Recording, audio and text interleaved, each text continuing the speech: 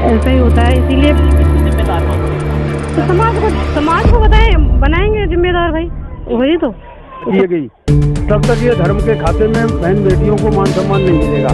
जब ये धर्म खाते में जुड़े हुए अपने परिवार जैसा समाज के सभी बच्चों को अपना भाई बहन समझेंगे, तब ये प्रचार बदलाव आएगा। और जब अपना परिवार है उसका और का गैर का मिल जाए रोड पे, कि जब तक हमारी अपनी सोच, अपनी मानसिकता धर्म के प्रति नहीं आए, तब तक हमारे बदलाव तो बहुत बड़ा असंभव की नजर में दिखाई देता है। जय भीम संसार, जय भारत, जय संविधान। साथियों, जय भीम संसार यूट्यूब चैनल पर हमारे साथ में उपासिका धम्मित्रा बौद्ध जी हैं। अभी नारियों को लेकर के जो सवाल जवाब यहाँ चल रहे हैं। नमो बुद्धाय। नंद किशोर जी, आपको पहले मेरे नमो बुद्धाय जय भीम, और वह समाज को भी नमो बुद्धाय जय भीम। जब तक हमारी महिलाएं शिक्षित नहीं होंगी, शिक्षित तो आज भी हैं, जब तक हम अपने महापुरुषों को आदर्श नहीं मानेंगे, तब तक हमारा उद्धार होने वाला नहीं है।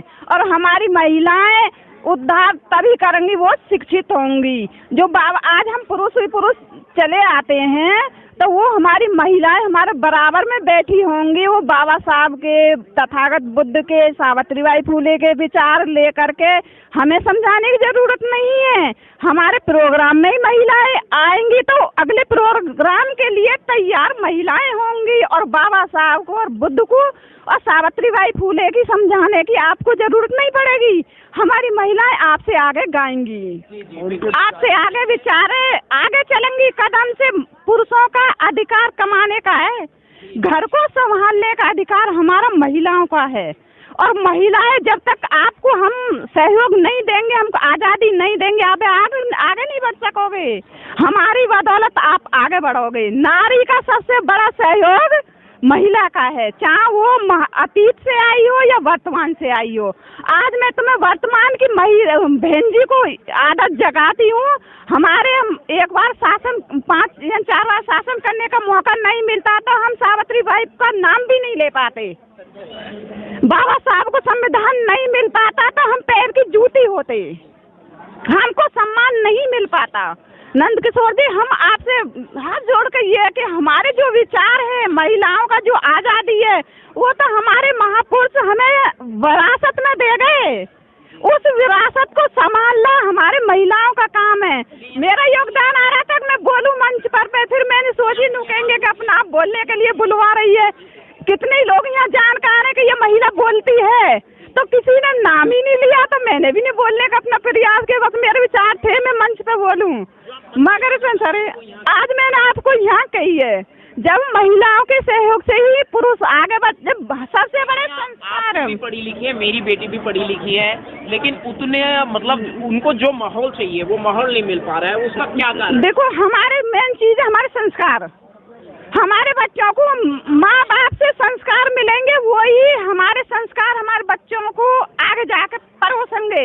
एक पहले क्या था कि जैसे माँ बाप ने एक खूंटा से बांध दिए, ऐसा माहौल है कि बेटियों को खुलकर बाहर नहीं निकाला जा सकता, कहीं ना कहीं कोई। आज भी महिलाओं, देखो अभी हम कितने हमारे पुरुष होंगे जो अपनी महिलाओं को और बच्चियों को लेकर के नहीं आए होंगे, तो उन महिलाओं को क्या वो विचार पहुंच जाएंगे, वो समझाएंगे, तो कह देंगे अपनी बुद्धि को आप पापा अपने पास रखो, हम आपसे ज्यादा पढ़े लिखे BA MA। हर बेटी यही जवाब देगी, आपसे ज्यादा बुद्धि हमारे अंदर है। और जो महापुरुष के ज्ञान हम देना चाहते हैं, वो हमारे मंचों पे यहाँ मिलते हैं, वो घर में नहीं मिलते, क्योंकि हम अपने बच्चों को समझा ही नहीं पाते। हम समझाएंगे तो बच्चे नकार जाएंगे, और आप लोग जो मुख्य कर्ता समझाएंगे तो उनकी बात जल्दी समझ में आएगी। मेरा अनुरोध है कि कोई से छोटे से छोटा हमारे महापुरुष का प्रोग्राम है, तो हमारे बच्चे जरूर आने चाहिए, हमारी महिलाएं जरूर आनी चाहिए। महिलाओं की भागीदारी से ही हमारा उद्धार होगा। बाबा साहब ने सबसे ज्यादा महत्व महिला को क्यों दिया? क्योंकि अंधविश्वास में कहते हैं कि भगवान सृष्टि करता है। बाबा साहब ने सृष्टि करता महिला को रचा है, कि सृष्टि महिला रचती है। बच्चे को जन्म देती है तो महिला देती है, बच्चे को ज्ञान देती है तो महिला देती है, चाहे वो अंधविश्वास में ढकेल दे या फिर वैज्ञानिक बना दे। सशक्त होती है महिला। महिला ही बच्चे को वैज्ञानिक बना दे, महिला ही चाहे पंडित बना दे। ये महिला के ही ऊपर तो है। ठीक है, अब जय भीम नमो बुद्धाय। मैं क्या बोल आपका क्या मानना है कि एक नारी से ही एक नारी के विषय में बात हो जाए थोड़ी सी, नारी कितनी सशक्त है? आप सबको जय भीम नमो बुद्धाय। पहले तो नारियों की वजह से ही तो सब आगे बढ़ ही रहा है। वैसे एक महिला अकेली पढ़ती है तो बहुत कुछ कर देती है, लेकिन एक पुरुष अकेला पढ़ता है तो उतना नहीं कर पाता। बिल्कुल नहीं। समाज जिम्मेदार है, महिलाएं आगे बढ़ाती हैं सभी। हाँ, समाज में ऐसे बंधन है जिसकी वजह से महिलाओं को बंधन में रहना पड़ता है। नहीं, ये तो रखते हैं पुरुष लोग, रहना नहीं चाहती हैं वो लोग, लेकिन उसको समाज ठीक चल रहा है क्या? समाज ठीक नहीं है। नहीं, समाज में ऐसा माहौल है कि हम अपनी बहन बेटियों को बिल्कुल आजाद खुला लड़कों की तरह छोड़ सकते हैं। बिल्कुल बिल्कुल छोड़ सकते हैं, लेकिन हाँ चल रहा है, लेकिन कम है। लेकिन अभी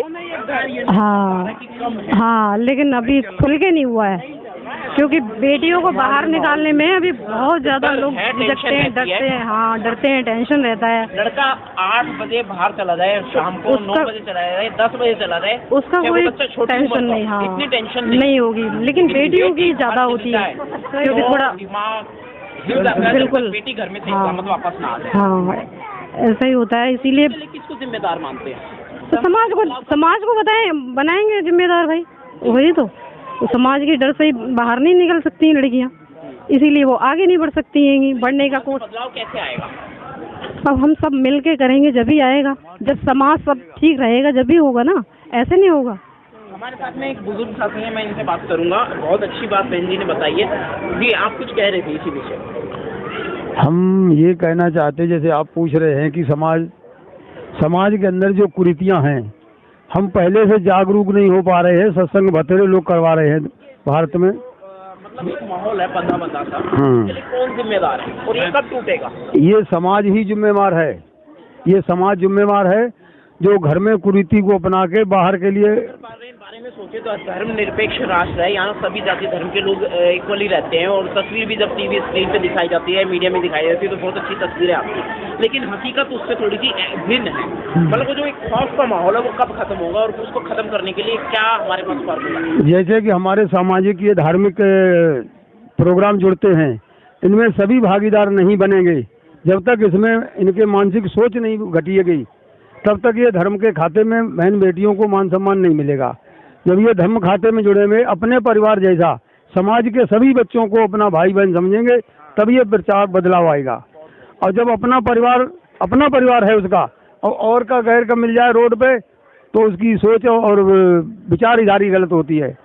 तो सच्चाई यहाँ नहीं बदल पा रही है। अब हम तो खैर यहाँ से चल के आते हैं कि जो आज माहौल हमें दिख रहा है। देखिए साथियों, बहुत ही महत्वपूर्ण जानकारी दी है बुजुर्ग साथी ने। मैं और बहन जी भी बहुत अच्छा बोली थी उससे पहले, लेकिन सर मैं आपको शुभ नाम जानना चाहूँगा। मेरा नाम गोविंद सिंह है। आप कितना पढ़े लिखे हैं? अब पढ़े लिखे तो भूल गए जो कुछ पढ़े। देखिए, पढ़े लिखे नहीं है, लेकिन विचार बहुत एक्टिव है और बहुत जागरूक। बहुत अच्छी बात उन्होंने कही है कि दूसरे के बच्चे को भी अपने बच्चे जैसी दृष्टि से देखना चाहिए। दृष्टिकोण बदलेंगे, बताइए दृष्टिकोण बदल पाएगा? जी बदलेगा, क्यों नहीं। मानसिक हाँ जी, माहौल जिम्मेदार है जी। माहौल ऐसा है आप अपने इंडिया का, ये वैदिक सभ्यता है जो महिलाओं को गुलाम बनाने की पूरी प्रक्रिया है।